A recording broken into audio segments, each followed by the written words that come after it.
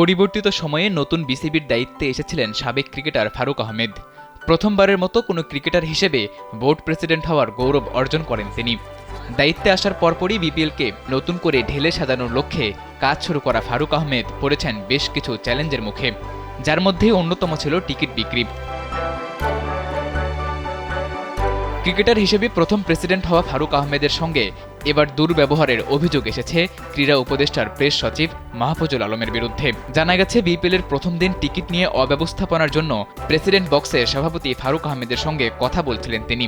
এক পর্যায়ে মাহফুজ আলম উত্তপ্ত হয়ে অশোভন আচরণ করেন বিসিবি প্রেসিডেন্টের সঙ্গে। তবে এই অভিযোগ অস্বীকার করেছেন মাহফুজুল আলম।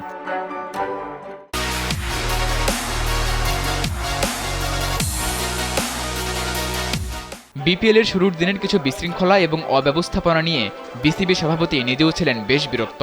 এরই মধ্যে ক্রীড়া উপদেষ্টার প্রেস সচিব মাহফুজুল আলম তার অসন্তুষ্টির কথা প্রকাশ করার পাশাপাশি উত্তেজিত হয়ে ফারুক আহমেদের প্রেসিডেন্ট হওয়ার প্রক্রিয়া নিয়েও কথা বলেছেন বলে জানা গেছে। ঘটনা বড় আকার ধারণ করার আগেই উপস্থিত অন্যরা তাদের শান্ত করেন।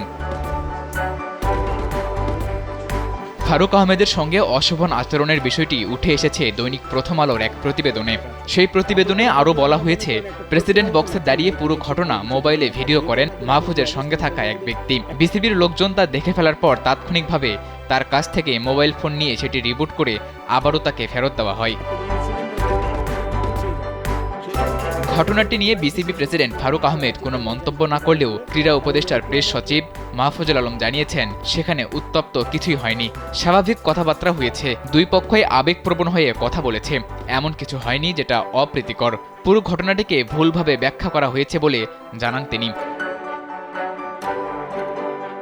সাদাতুর রাফি, কালবেলা।